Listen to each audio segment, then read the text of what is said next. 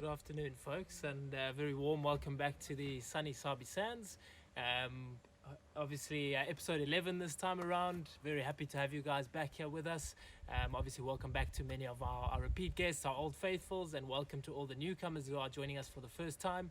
You're sitting here with Tom, Brandon, and Ryan behind the camera. Obviously, we change it up every week, as you guys have seen. So, unfortunately, you are stuck with us three today for starting at first. We do, as usual, we've got two teams out and about, busy looking for some animals for you. And at this stage, we thought it would be a lovely opportunity to just start here up at Rock Lodge, as we have done in one of our previous episodes.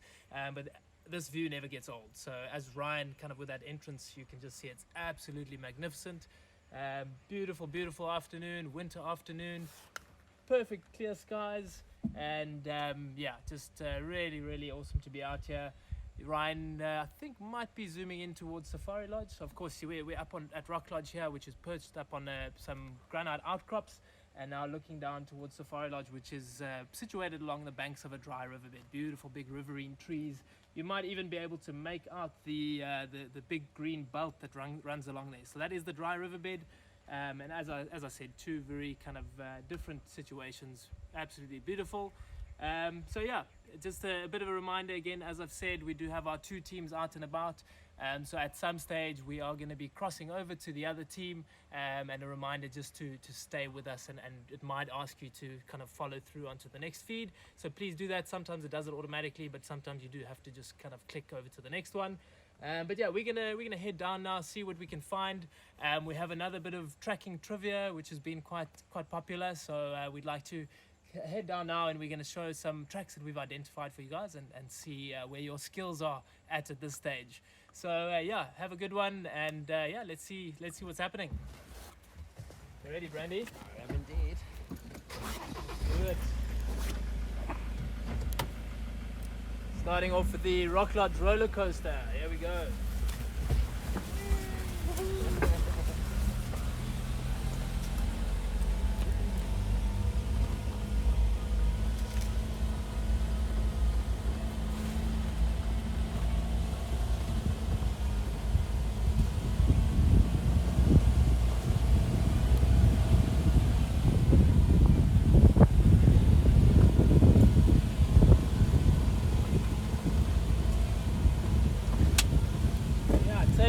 Take that all in, guys. Obviously an unparalleled view, absolutely beautiful, very unique in this low fault region, which is generally quite a low-lying area. So to have these granite outcrops, which you can see over to our right there, and which Rock Lodge is situated on, is, as I say, an extremely unique feature. So yeah, some of you guys would have stayed up at Rock before, and you know it's absolutely breathtaking. So nice just to give you guys a little bit of a feel for it up there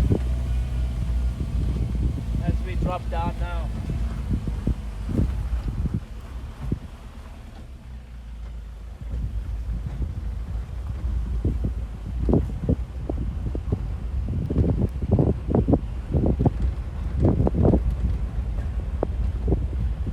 Brandon, you got a point for me, man. I'm the new guy, I don't know where to go. Hey, there we go. That'll do the trick.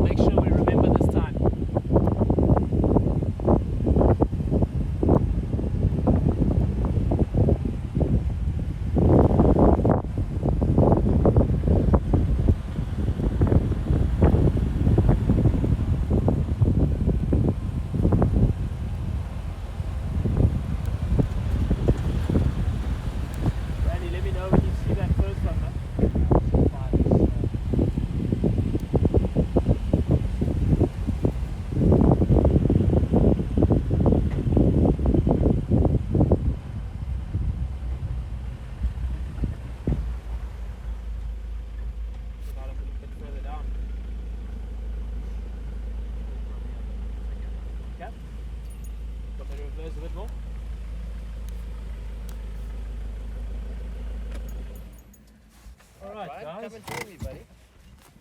Yeah, Ryan, it's about time you get off of the seat there. Use those legs for once. All right, so guys, welcome. Thank you so much for joining us this afternoon. So what we're going to be doing is we've got a little bit of track and sign trivia. All right, it's obviously quite an important part of what we do here. We've got our bushwise trackers that sit in the front seat looking for the sign, and every single morning, which to me is actually the best time to look for track and sign, it's like opening up a newspaper. You get to see what's been walking around at night, see what the local news is all about and what's been happening out there. All right, now my first track, it's going to be a little bit difficult to see. We've had quite a bit of wind, all right, so unfortunately that does decay tracks quite quickly. All right, but my first track, if you'd like to take a look over here, all right, it's this guy over here. All right, now in our previous tracking episode, or track and sign trivia, we have done cloven-hoofed animals. All right, this is another species. All right, but look at the size of this in comparison to, for example, my hand. So this cloven-hoof species gives you an idea that it is quite a large species, and the hints that I'm going to give you is the fact that generally you do find them in quite large groups. All right, they're known in other parts of Africa for especially very large herds. Males are often found solitary though in this area. They are territorial, the males. The females are nomadic. Okay, and a very key hint that I'm going to give you is both male and females of the species have horns. All right, so keep that in mind for that. All right, now for my next set of tracks. I don't know, sorry to interrupt you, but I don't know if you want to show them this one as well. That's just the same, obviously same species, but that's maybe a little bit better to see there. Okay, yeah, this is actually quite a bit better. Okay, so what we've got here, it's the same track over here, but this is interesting is that the fore portion of the track is opened up slightly. So it indicates this animal maybe took a bit of a jog. All right. The cloven hooves obviously are actually toes. Okay, so the toes have split apart, giving it more balance, more grip as it starts opening, as it starts running. So this guy took a little bit of a jog here. All right. Now my next sequence, and this is quite an interesting track. I'm going to start it over here, Ryan, if you can follow me here, buddy. And you'll see that there's a line that is swinging backwards and forwards here. All right. This is not the track, but a hint. And actually quite an interesting thing. This indicates that something has been dragged here. Okay. Something has been dragged. It's been picked up, it's been moved, and it's been dragged. And it's a hint for this track, and it's actually two beautiful tracks which we find over here. All right, as you can see, the size, not a particularly large track. So if you have been logged in before, a big indicator is when you're looking at tracks is obviously what different species and how you tell the difference, especially in something like this. It's quite easy. We've just talked about the toes of a cloven hoof animal being 2. This species has 4 toes. All right. There's a back pad. Okay. So it's a species which has actually got a full foot. Okay. Here's another very good track, and in the back pad you can see 3 lobes. 3 lobes. Very, very, very important and key to identifying, first of all, what range of animal this is, which family they belong to, or which group they belong to. And the indicator for, or the big giveaway for this is the fact that there's no others. Okay, so it's one animal. The size is the big thing. The fact that it's got an actual foot. There's 3 lobes in the back pad. All right, and the fact that it's one animal. Those are your keys. All right, and then my last sign is something which is really quite special and interesting, and also so small that a lot of people actually overlook them. Okay, so we've got quite a few down here. Okay, all of these little conical holes. This is really, really cool to see. Okay, there's quite a few down here, and little trick to identifying these things is the fact that they're often, unfortunately, being cooled the other species which I was hoping to see is not active, but there's a hole over here, which is normally where their prey come from. So this is actually a predator, okay? And they dig these conical holes, and in the bottom of this hole sits an insect waiting for their prey to fall in. And they use these conical holes as traps. As their prey falls in, they throw sand up onto the walls so that it becomes more slippery, and then the prey falls down into the base where this predator grips it and then drags it under into a little into a cavern which is created, and then will obviously feed on its prey. The key to this, okay, your hints for this one, guys, they are part of the little five. Okay, so if we all know the big five, which is lion, leopard, elephant, buffalo, and rhino, what is this? Second hint, it is an insect. Okay, insect that's part of the little five. Okay, and well, that's about it for now, guys, for our tracking trivia. Let's head back up to the vehicle, and then right at the end of the show, we'll give you the answers for them. All right, don't forget to put your answers down. Oh, some nice elephant down here, buddy. I'll show you. Wow. Guys, just want to show you, this is quite interesting. You see how this elephant, especially this time of year, there's not a lot of very green nutrition, so they are forced to eat very coarse material. And in this elephant's dung, you can see this is actually a branch, okay, that has been chewed up, breaking it open, releasing all that nutritious material that's stored up, especially in the cambium layer, which is around the branch itself. Okay, very, very coarse material. There's quite a bit of grass. So it indicates that this animal doesn't just graze, it also browses. Okay, grazes, being grass, browse, that it eats leaf matter as well as tree matter.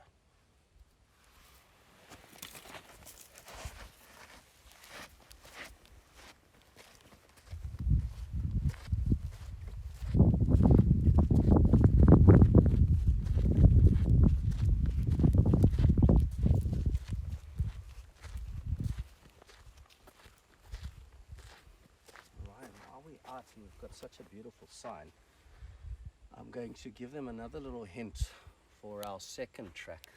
Okay, if they're thinking it, here's another very easy to identify track. We have done it, we have given the answer. Okay, and Ryan, on the explanation of this track, gave the idea that the back pad, you see the toes here, there's also 4 toes. The toes are very squished up, especially the end toes. Right, very squished up. You can also see, if you look carefully, that there's actually claws.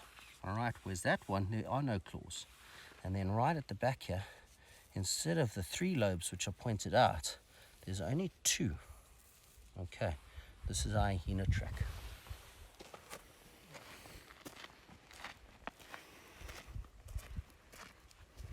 All right, Mr. Tom, you're done now. Are you ready to rock and roll?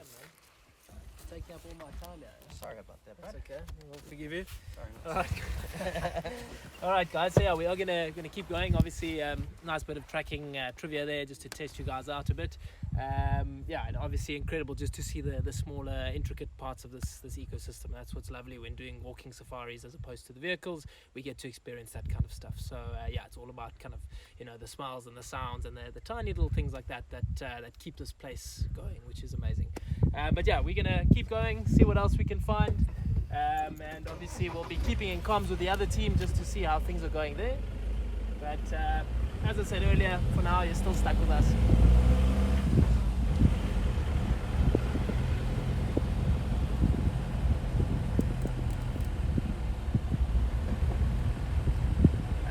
Randy, do you think we should access from Old Access or go from Old Fence there?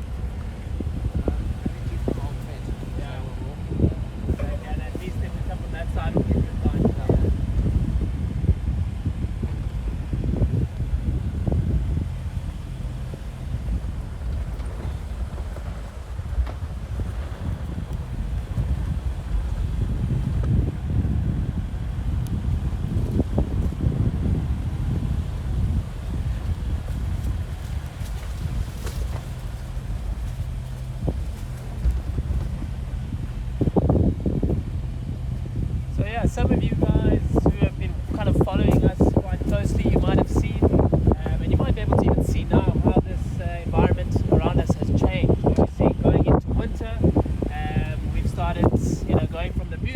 lush green. We've started to see it changing into all the coppers and oranges of the fall, I guess you can say. And now where we're at the moment is most of those leaves have fallen. So we're still seeing some of those lovely autumn colours, but definitely heading into the kind of midst of winter. As I mentioned, up on the hill there, still nice and warm, and that's very typical of the low-felt summers out here. You know, it might be winter, but our midday temperatures are absolutely beautiful, and having all this different colour contrast just really enriches the whole experience. So yeah, very cool.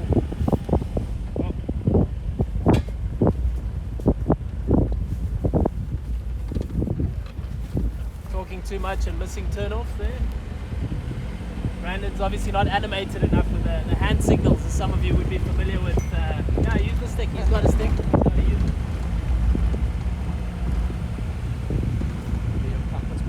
Yeah. Yeah, just keep it going.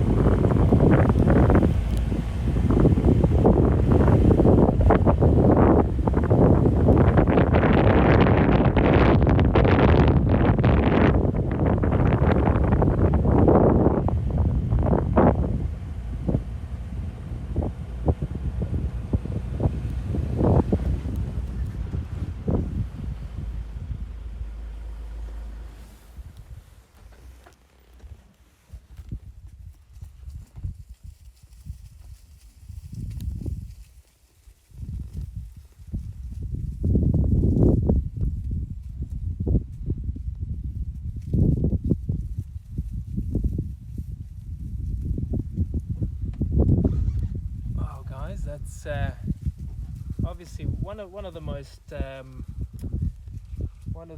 kind of numerous species out here. Of course, the Impala. Normally, they don't need much of an introduction, but lovely to see them all tightly grouped like that. And unfortunately, because there are so many of them, they are very often overlooked. You know, we find ourselves, you know, very often driving past them. But it's only you know, they do the credit to stop and obviously take it in a little bit. An extremely successful species, which of course is the reason for their extreme numbers.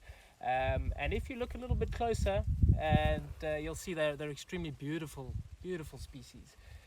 These are all the females here, so no horns. There's actually one male in the mix there, but for the most part, this is kind of a breeding group here. All the females. A lot of these females would have fallen pregnant now, probably from the likes of single males like that in the group, which is quite interesting to see coming out of the rutting season. And now we're in for a little bit of a wait, maybe 6 to 7 months for their gestation period, and most of them will be giving birth simultaneously towards the November-December period, which we see a massive baby boom of these impalas. So that breeding strategy is probably the main reason for their success. You know, we see so many of them out here, but not only the breeding strategy, they're extremely athletic, you know, very agile, very fast. They can jump huge distances. So all around a kind of flagship species out here. You know, they provide nutrient cycling. They aerate soil. They obviously are food, which is unfortunate. They're quite low down on the food chain, but an extremely instrumental species out here, the Impala. And as I say, when you look a bit closer, absolutely gorgeous. That perfect coat. Fastidious groomers, so we often see lots of mutual grooming going on within these groups, which obviously is the reason for that lovely coat. You can see a little oxpecker on a few of them there, which is a small bird that feeds on all the ticks and parasites. So as I said, a credit which definitely deserves, a species which deserves more credit than it's due, rather. And lovely to see them in this afternoon light there, all getting ready for a night which you can imagine is quite terrifying for these guys, knowing that they're on the menu every hour of every day, and of course at night most of our predators are starting to become active.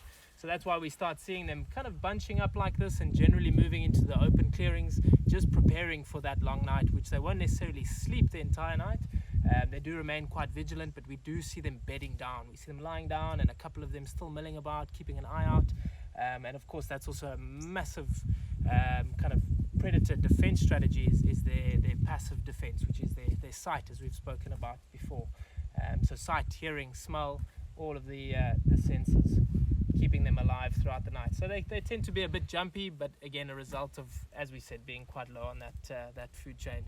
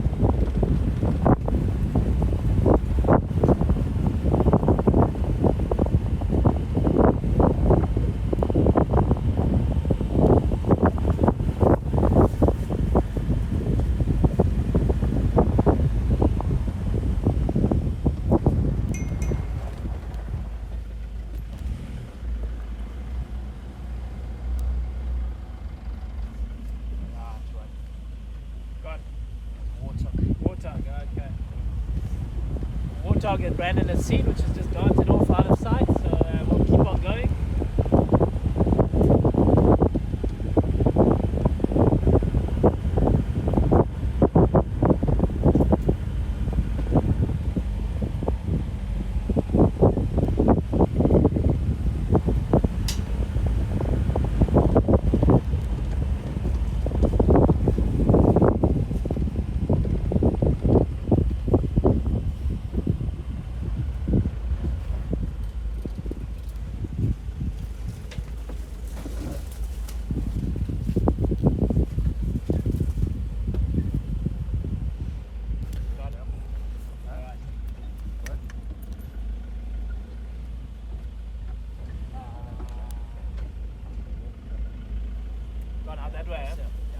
Alright guys, so one of the very cool things about Rock Lodge, obviously with that elevation, is we're able to see certain species before we get going, and we did manage to spot something from up above at this pan, which was, we've just turned around so you won't see it, but these animals seem to have moved off, so we're going to see if we can relocate them. So yeah, just enjoy the scenery while we do that. Straight over. We head around to Kelly Road. You reckon we're going on this shoe track? Okay, let's just check quickly if we see that they've gone too far. They're walking out.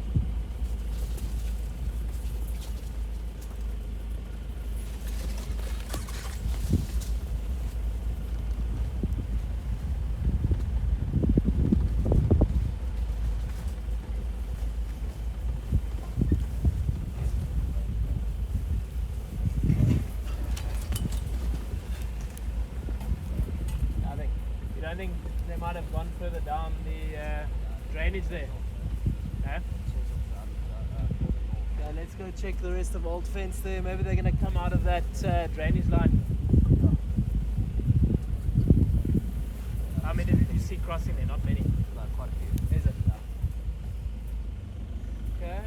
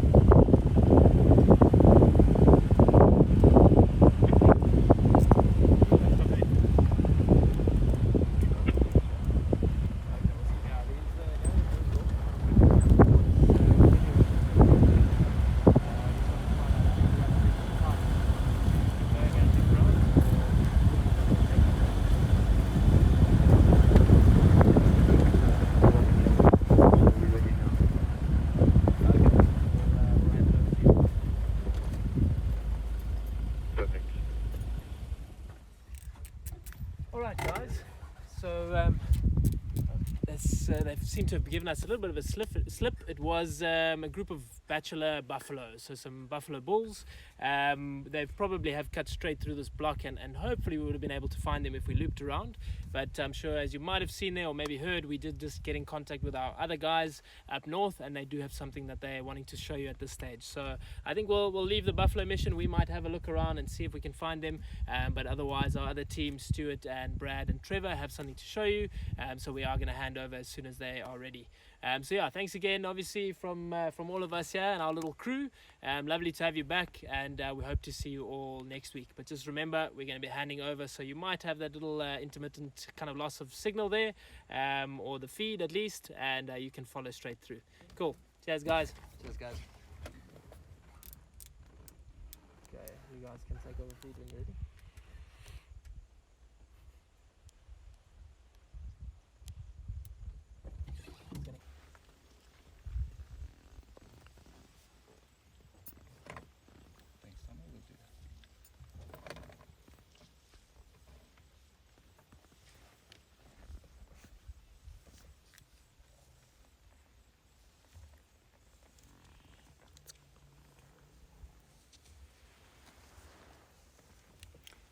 Hi everybody, hope you enjoyed that first session. Sounds like the guys had some fun with those track trivias. We've been in the meantime waiting in the glorious afternoon in the sunlight here, and we've got some company.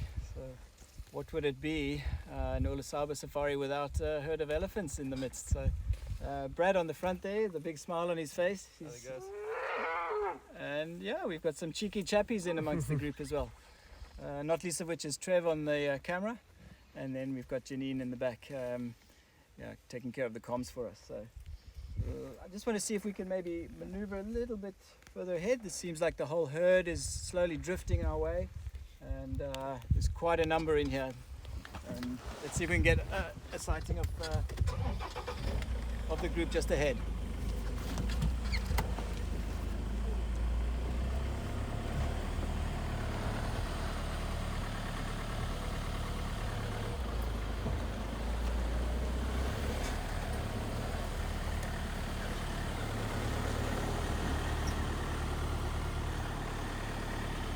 Brad, is it going to come right past us? Yeah, look at that.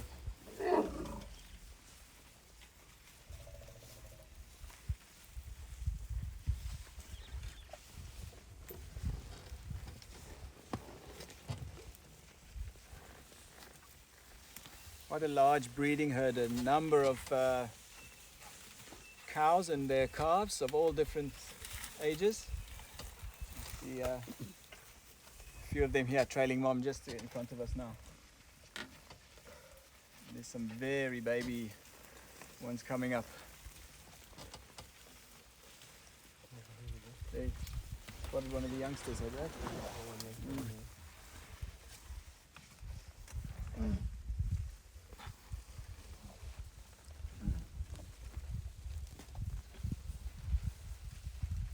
Just getting a little nudge on perhaps by one of the older cousins.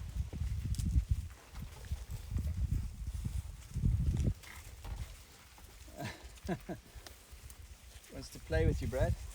For a closer look. Yeah.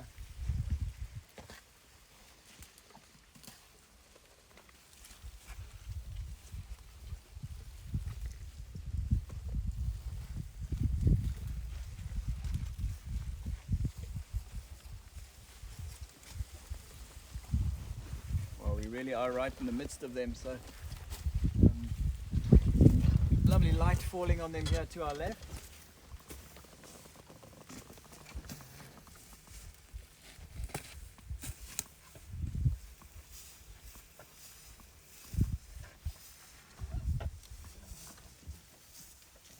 Just going to put a little bit ahead of the youngster that's suckling on a mom. So maybe we can get a view of her here.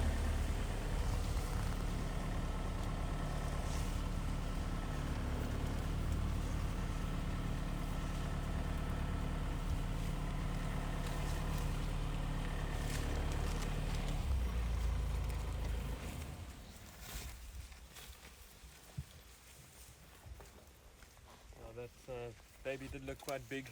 Yeah. The elephants do wean at quite a late age, up to 3 years. So yeah, that could be around a 2.5 to 3 year old individual suckling them.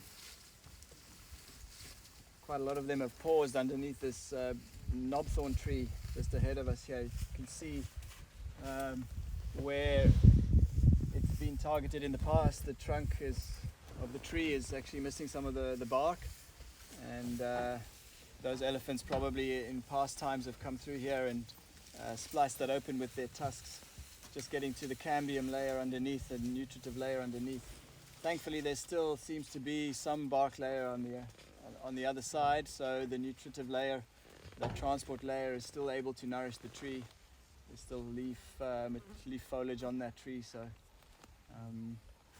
they've given it a skip this time round, thankfully. The tree lives to fight another day. You can see that some of the other trees that didn't get so lucky kind of dotted around here, all the skeletons.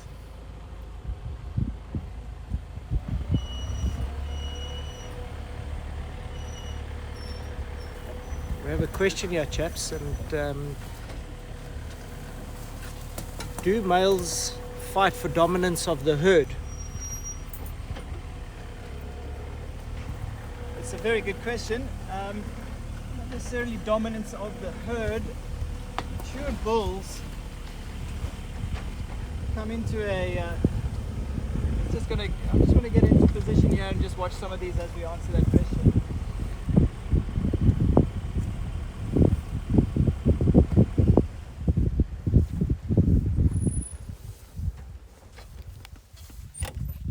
So as bulls mature, they will leave the herd and form bachelor groups, and they move around as young teenage bull elephants, staying out of trouble. It's the mature bulls that move between different herds, and they are seeking out the reproductive cows, the females. And so they don't necessarily seek dominance over a herd, but several different herds that they move between, and just checking for receptive females in each of those herds. What often happens is that the presence of a dominant bull will suppress the hormonal releases of the younger bulls, and so that keeps them in check until they're of an age where they can challenge, and perhaps then you'll see that the big clashes of those titans, those 5-6 tonners, where they really are going at it hammer and tongs for the breeding right to move around and find those receptive females. Seems like on a beeline here through the block.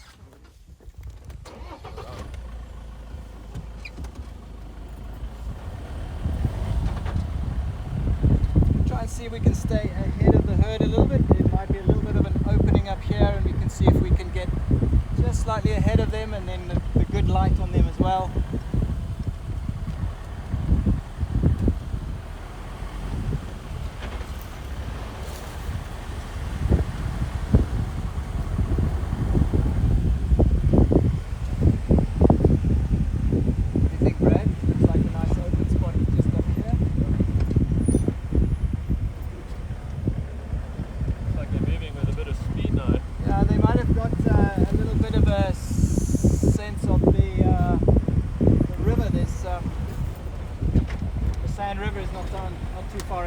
So I'm sure they're like horses to water, and they're making a beeline for it now.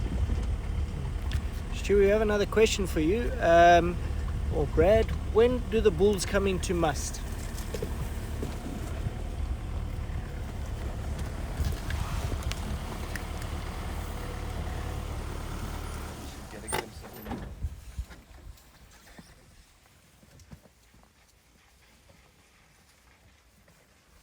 So it's a periodic thing, and there's no set specific time, but as they reach sexual maturity, like I said, they will separate, form these bachelor groups, and then as time goes by, they will come into this state. If there's a dominant bull in the area present with a particular herd, that would suppress that musth from coming into presence, but otherwise it's a bit like coming on heat, and so it can last for a fairly short period of time, or it can be quite an extensive period of time, over several weeks or months, where they're in that state of musth.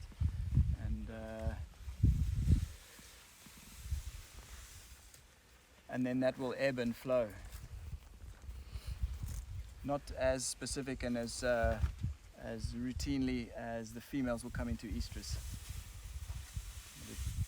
And it can last for some time. Obviously the lifespan of an elephant, 60 to 70 years roughly.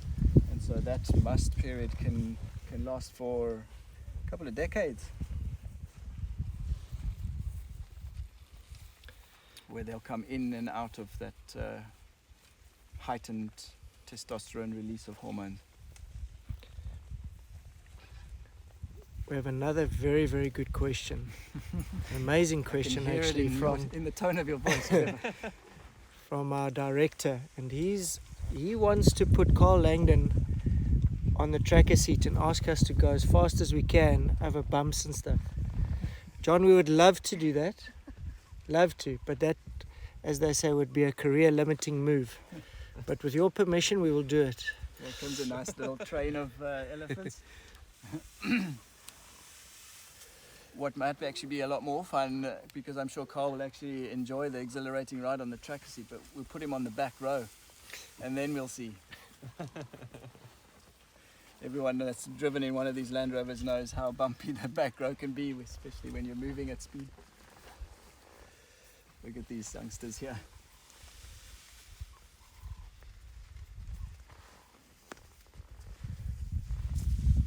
Definitely moving with intent.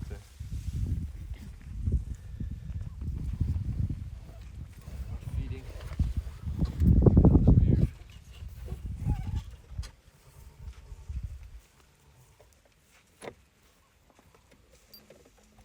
There we go. Looks like some stragglers coming up behind us here.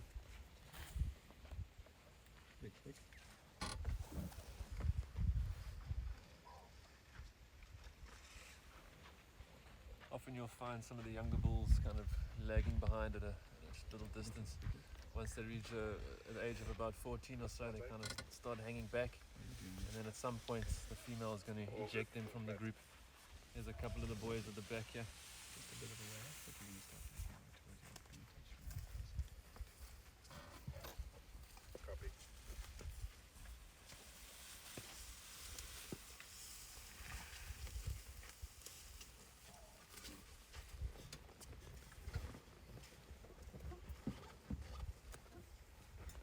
Still here, this male here, young bull of an age where he hasn't been pushed out of the herd or been given a hard time within the herd, so he's still spending time straggling at the back and keeping in touch with the herd, but I can't imagine it'll be too much longer before he become one of those that might start moving away from the herd, spending a lot more time away from the herd and perhaps with some companions, and in that sort of bachelor group, as we say. And they'll come and go, keep in touch with the herd and back and forth, but I think his days might be numbered within the herd as part of the breeding group.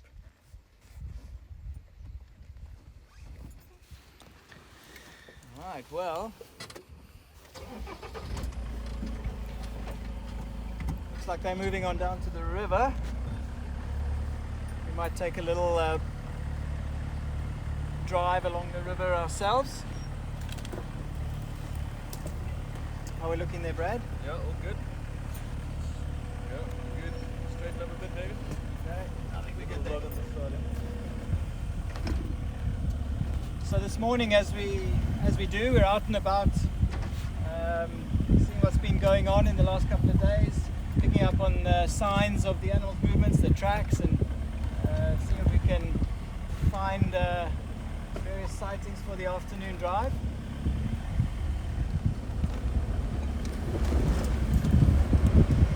And so we came across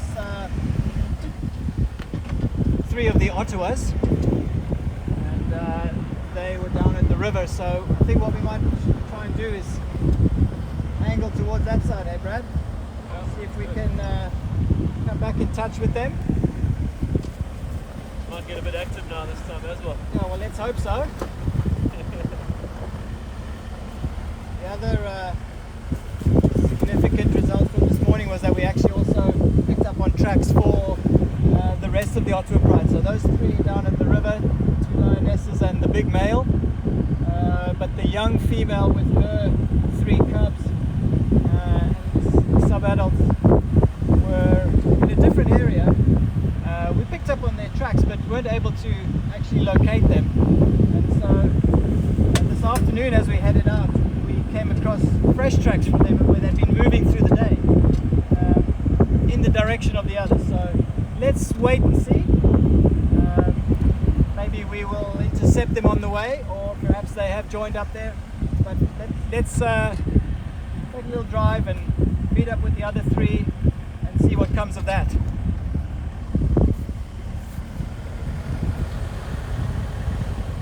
Stewie, just to let you know, we have authorization in writing to put Carl on our tracker seat next week and take him for a roller coaster ride. Is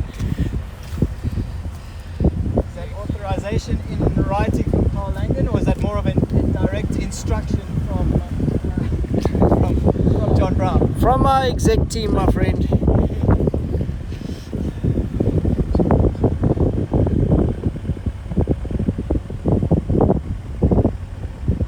We have another question just regarding the lions. Someone has asked, has there been any sign of the Shimongwe females, and perhaps an update on the Shimongwes? We haven't actually seen the Shimongwes for quite some time. We understand from updates that one of them actually has youngsters or has cubs, but up in the north. And we've been seeing tracks. We're trying to put together bits and pieces, but during our tracking missions, when we go out in the afternoons, we've seen single, what look like lioness tracks up in the areas where the Shimongwes used to patrol through this area toward the north. And so we surmise perhaps that the lioness who's got the cubs, she's up there, and the other has separated and is moving around, and perhaps coming back and forth through this area, but we haven't actually laid eyes on her for some time yet. But good news about the other one. That's fantastic to hear. Our friends up in the north.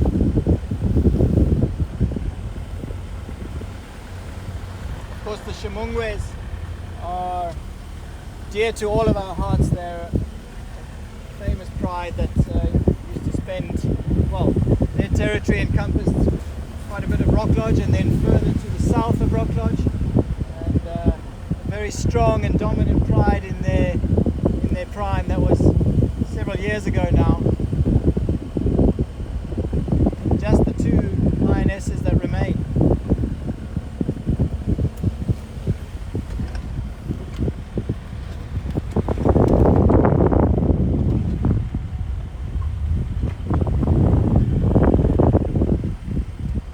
So it wasn't too far behind us that we had the last of the tracks for the Ottawa and the youngsters coming up into this area. Actually, we got a little bit restricted with our tracking because of the elephants. Brad, you were on foot there, Yeah. with Trevor, and that herd of elephants that we've just spent some time with moved into the area, and so we couldn't continue that safely, but not too far away from where we are now. You haven't picked up anything fresh here, Brad? No, nothing yet. Okay, so they haven't come this way at least, but fingers crossed. Another question, Stu, is who potentially is the father of that Shimongwe cub? Yeah, that is a good question. We'll probably have to come back to you with that, perhaps before the end of the show. I'm not familiar with many of the males that were up in the north there. I don't think it would have been one of our coalition members that inhabit the more southwestern concessions down here. So I can't think that would be a Matimba or the Majingalans before that.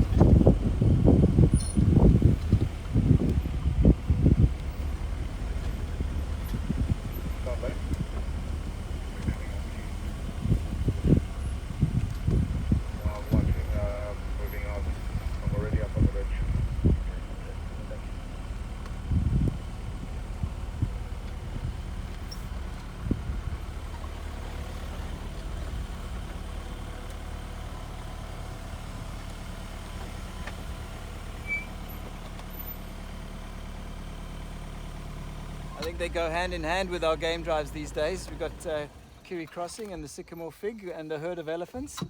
Seems to be quite the thing.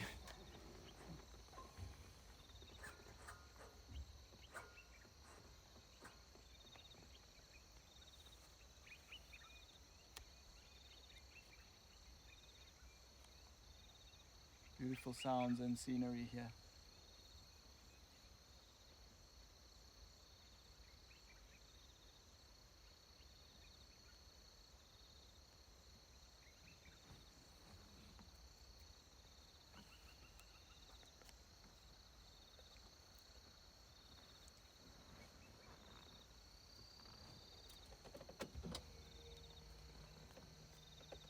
Right, make the most of the light that we have left. Let's move on and see if we can catch up with those lines that were a bit lazy in the sand earlier on.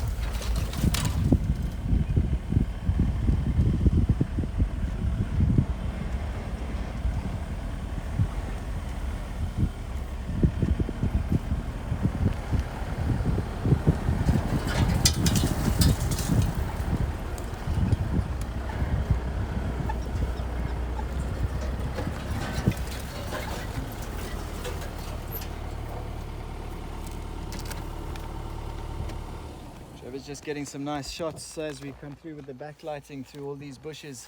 It's a bush here called a fever bush. Some of you might be familiar with that. I don't know if you can pick that up against the sun.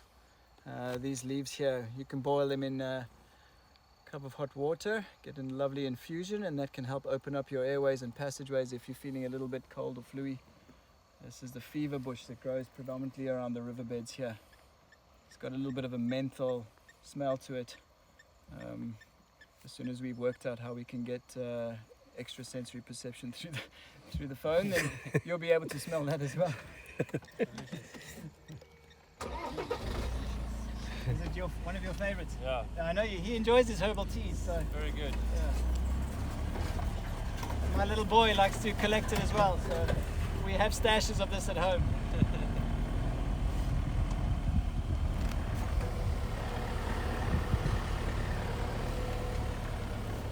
Aha. Heads up. Yay.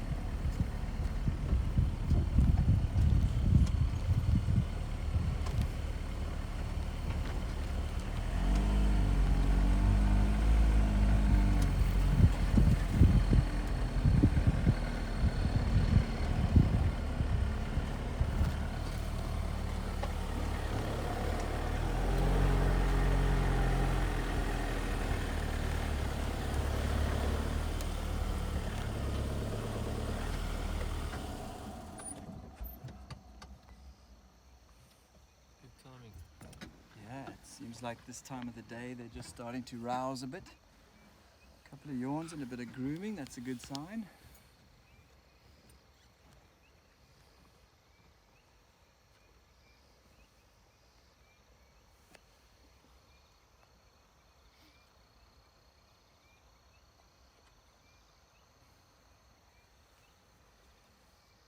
Not late enough in the day yet for the old boy though. He's content just to catch a few more Z's. Push the snooze button. But you never know, with lions from the same pride that have been separated, there's a potential that we might get some vocalizing. Maybe we'll hear a roar contacting either the other lioness coming to look for the rest of her pride and bring the youngsters along with her. Or maybe these two lionesses here wondering where she is and what she's gotten up to.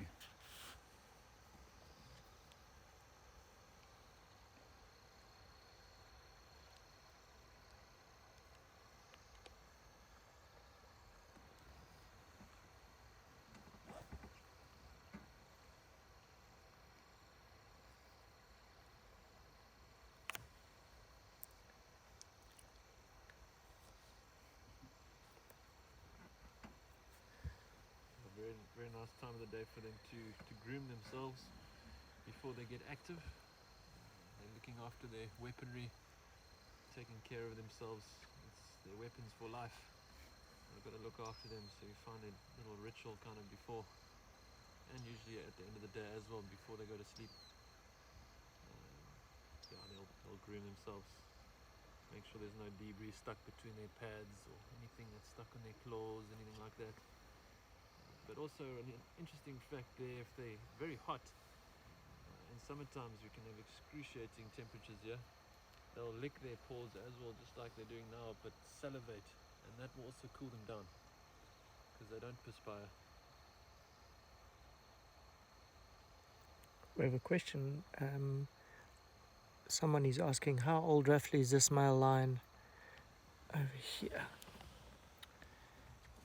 Well, when we first saw himself and his brother, they came across, we already estimated there that they might have been closing in on their teens, early teens, and that was a couple of years ago. So yeah, rough estimate, probably somewhere around the 12, 13, 14-year-old mark. He's seen better days. We've seen him in much worse condition actually, and he's actually since he's spent more and more time with the Ottawas here, taken over the territory that was left by the Majingalan, and this vacant territory. He's attached himself to the Ottawa lionesses, and he's benefited from them obviously providing food for him. And there we go, look at that.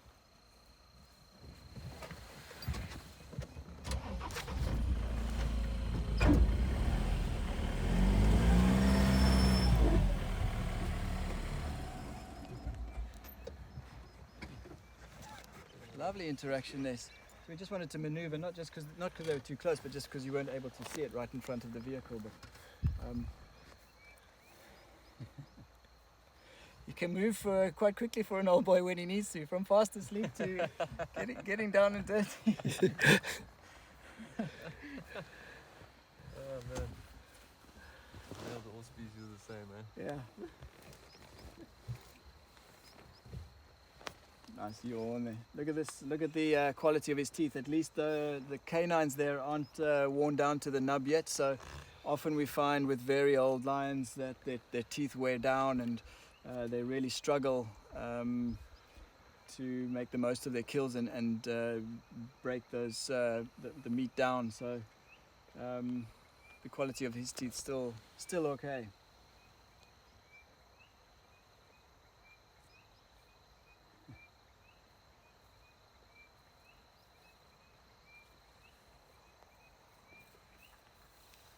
Do you have a question of someone saying, do we feel we're ever interrupting? Maybe you can just allude to their body language as we're viewing them. Yeah, look, they got active there, and the one lioness moved across, and this is part and parcel of lion society. The male will have his territory here, which he will patrol and protect this territory for the females.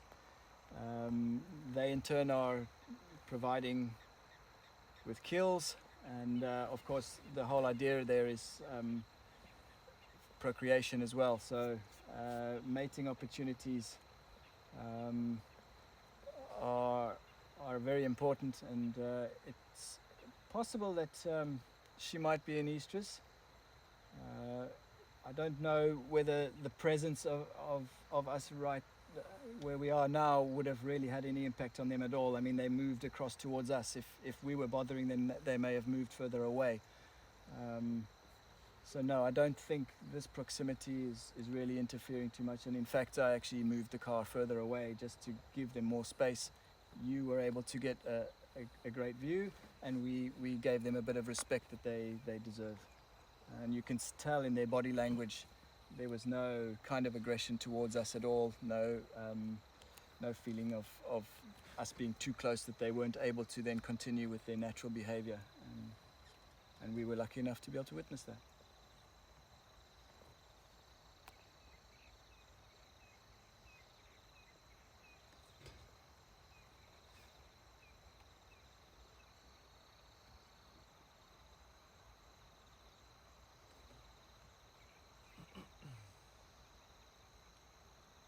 there's also a lot of facial expression, which helps us a lot. But in their society, also helps them. So they obviously don't want to be fighting physically. Having that ability to express their emotions with their facial expression kind of alleviates that problem a bit and helps them sort their issues out a bit better. Of course, big cats like lions fighting, there's going to be some injury, so best to kind of get that out of the way, rather solve things without fighting. But for the most part, all cats really have this expressions that they can give. And, when the ears go back and flat, that's a sign that they might be a bit more aggressive. These kind of eyes expression in their eyes as well. Snarling of their teeth, of course, not a good sign. All these kind of things we can pick up on way in advance usually. If they were ever threatening towards us, it's never really the case though. It's usually towards each other. Right now, those two lionesses have curled up again. Their body language shows that they're quite relaxed. The features are quite soft, and they're not tense or rigid. Often with lions, you'll see the tail flicking, and it can actually hit the ground quite hard and make quite a loud sound. So that's another way that they can warn us if they're uncomfortable in some way. But in this instance, quite relaxed. Very soft in their appearance in terms of the musculature, and then heads down again. Lovely to see the male head up though. He's got this funny tick that we've noticed over the years. He's got a little bit of a twitch on his upper lip that he often does along the whisker line. It seems to be a little common behavioral trait of his.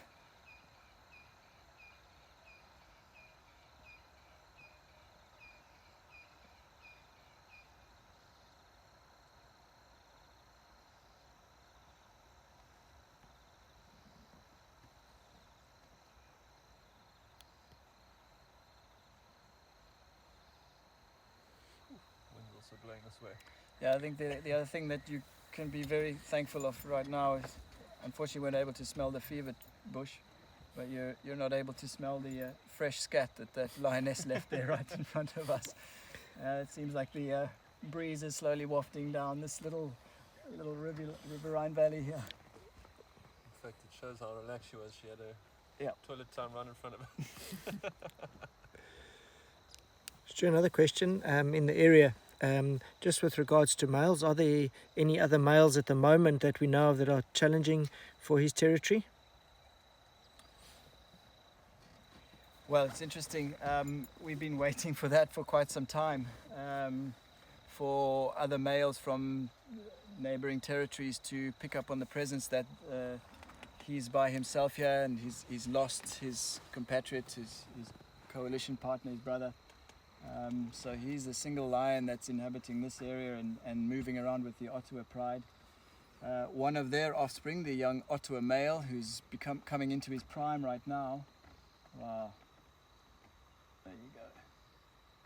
You just see the bottom canines have worn away, but the top one's still in good condition there. Is moving around with a pride called the Mungane pride from time to time. He's been keeping in touch with them.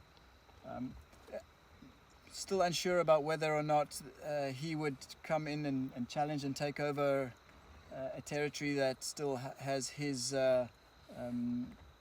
natal pride in it. So that's doubtful that he might do that. And then we've seen tracks, and on occasion there has been the presence of other males, particularly the Avokas have come through here a couple of times. They are a coalition of males from a bit further to the northeast. I believe there's 3 in that coalition, or in that group. So not as much as we would have hoped, but I think time will tell, and as he gets older and weaker, then I think the other coalition members, the other prides, males from the other areas, will start moving in here and understanding that it's a territory that is potentially got the potential to be challenged for.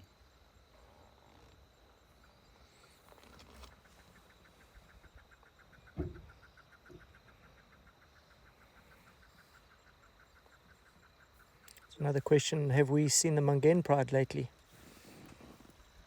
that the Mangane Pride were seen a few days ago, a bit further within our concession, but a bit further to the east. And it seemed like they had moved up from the south and so toward the northeastern part of our concession. So, yeah, within touching distance. And in fact, you know, we've had audio from the area vocalizing, and no doubt they would have heard that as well. And they've pushed a bit further to the west here, deep into Ulusaba's property. So perhaps the presence of the Manganes up there is yeah, of quite particular interest, and maybe we'll see Manganes moving across this way as well. Only a couple of days ago, so yes, very, very recently they have been seen.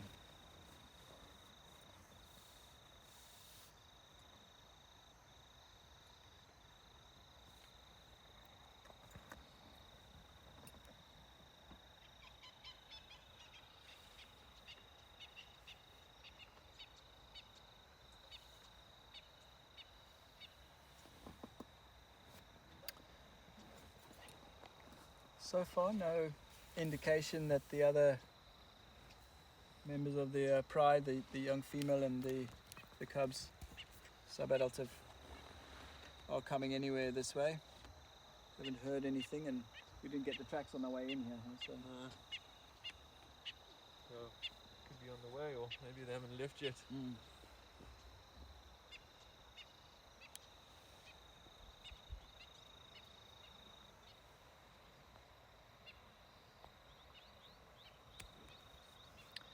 But as it gets cooler, as the evening progresses, and the humidity rises again, the cooler air often just gives them the impulse then to start vocalizing and roaring. Oh, here we go again. See the trick?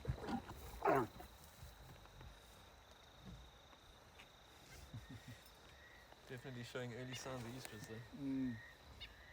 Wasn't this the mom of the Yes. older sub-adult? Yeah. Eh? Should be around the time now, eh? Absolutely. You see how he urinates and he's scraping in his urine there. Just a show of dominance, perhaps. Often mating could also be followed by roaring, just to proclaim his dominance in this pride and within the territory. Often a mating instance does provoke that as well.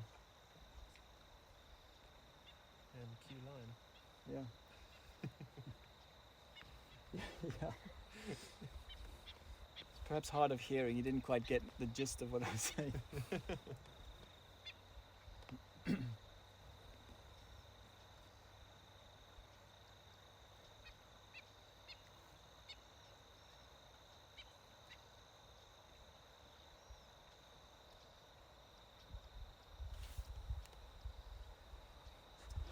But even at this ripe old age, still a magnificent animal. Has still got a substantial mane. At one point that would have come all the way down his belly, between his front legs. You can still see parts of it there.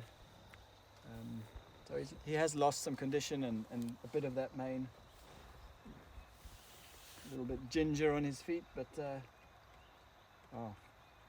still a magnificent lion.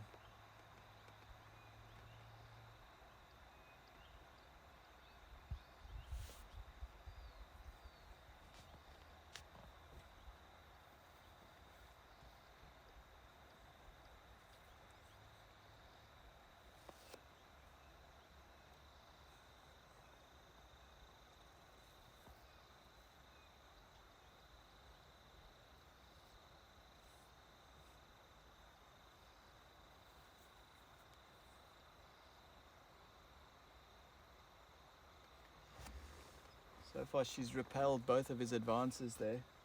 None of those interactions were successful in terms of mating. But as time goes on and perhaps she does come into a full estrus and he becomes more persistent, that could go on for a couple of days, 3-4 days perhaps, and with regular mating instances over those 3 or 4 days.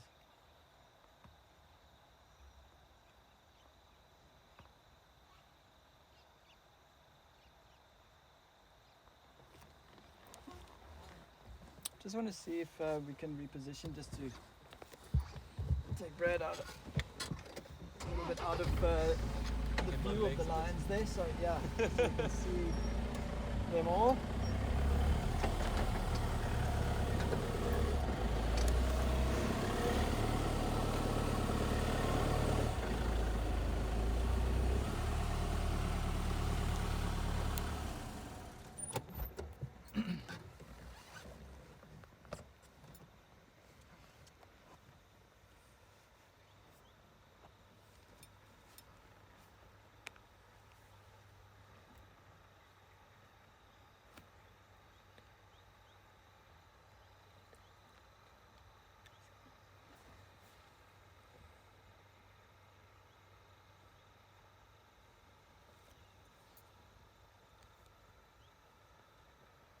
Just before that little bit of interaction there, I was just alluding to the fact that perhaps we might still get some vocalizing from the others that are looking to contact them. So we're just staying on here a little bit longer in the hope of that. A couple more minutes, and you never know. If they do pick up on vocalizing from the others, they might return the call. So that will be amazing to experience.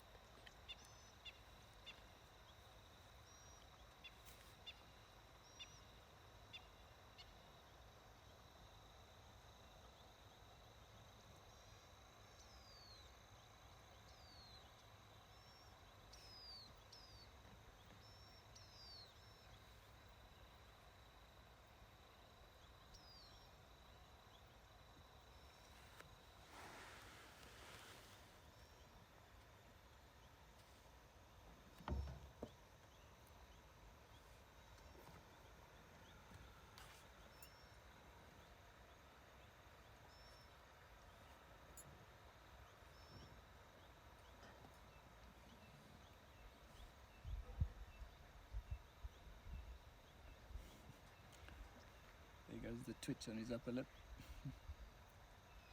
But a little bit of a breeze coming down here, and maybe now with their noses up in the air, they're picking up on the scent of something. Maybe they've heard something that we can't. Extremely acute senses all around, so not least of which is the sense of hearing.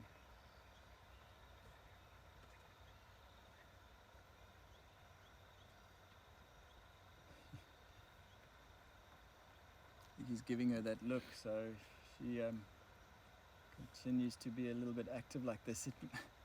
There we go.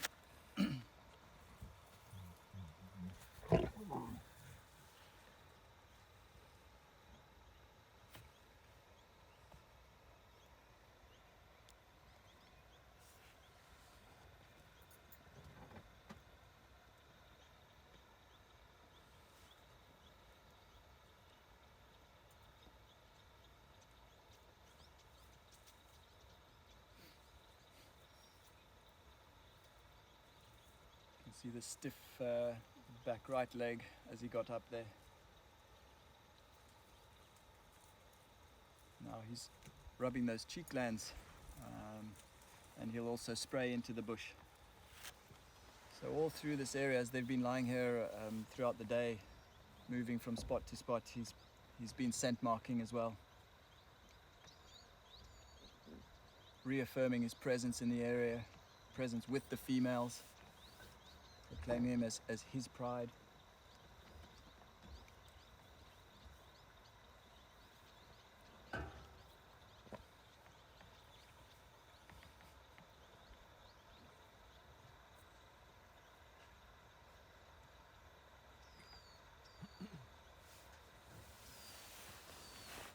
And that's important because with that question from earlier, if there are any of the other coalitions or males, in fact any lion that would come through this area and move through here, they'd pick up on the scent of the individuals, the females, but also understand that there is a male with them. Stu, we have another question. This particular female that's teasing him a bit here, is that the younger lioness or is same age as the lioness on the right hand side? No, Brad was alluding to it a little bit earlier. Along with the young lioness that has the 3 of the youngest cubs in the Ottawa Pride, that's separate from this group at the moment, is a young male, a sub-adult male, and that is her son, this particular female we're talking about here. So that is, she's not the youngest one here. She's of a similar age to the lioness that's on the right, and then the youngest lioness is separate at the moment, with her own cubs and with the young male.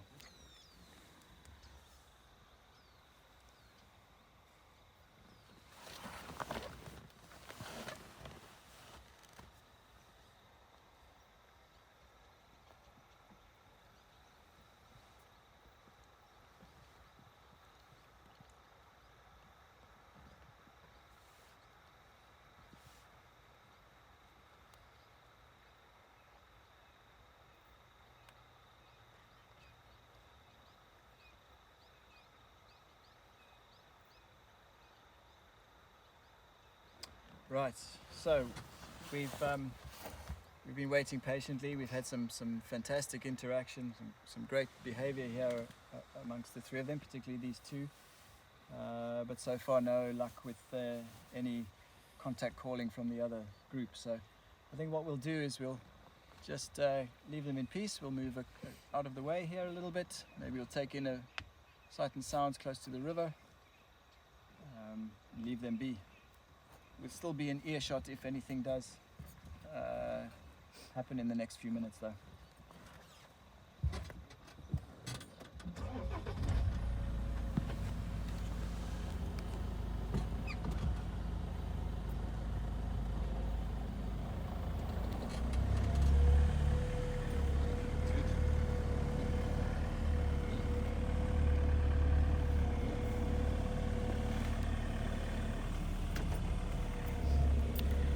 Right, I think let's try and see if we can take in the view upstream here.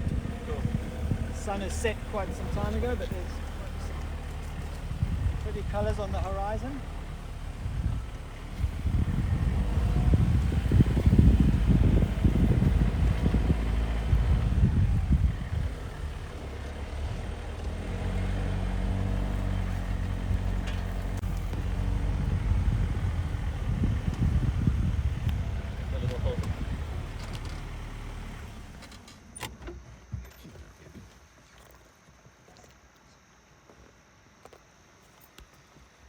Always a magical place to be at the end of an afternoon. I love to take in the sights and sounds along the river. A lot of insect life and the flow of the water through the rocks that you can see up there, the little rapids.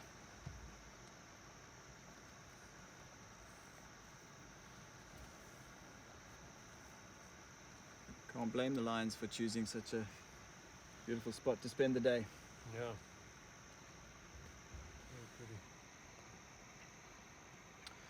For those of you that did rejoin or stayed with us through the entire session, some of you might be eagerly waiting for the results of the tracking trivia that they set up earlier. So let me get this right. I think what they started off with was an ungulate, so a hoofed mammal, and it turns out to be a wildebeest. So I believe some of you did get that correct, so well done for that.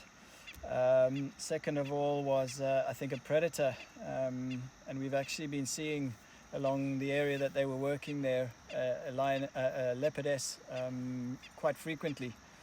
Her name is Kelly, so perhaps it was her track that they found, but that was a leopard, female leopard. And then the third track was also at this stage of its life a predator, but that was an insect. And that was an antlion with the conical shaped pit that they build in that particular stage of their development. And they do that so that those ants, I'm sure, when they're moving around, will fall down into that conical shaped pit, and the predatory antlion will make the most of a meal and grab them with their pincers there. So wildebeest, leopard and antlion. That one might have proved a bit challenging, but yeah, I hope that was a good experience for you guys. I think from Brad and myself, well, we're going to stick it out a bit longer. Who knows, maybe the lions will turn up, but sun is down and time to perhaps enjoy a sundowner yourself. So yeah, we'll say goodbye from us and from the other team as well, and look forward to seeing you next Monday. Take care, folks. Thanks for joining us. Yeah, see you next week.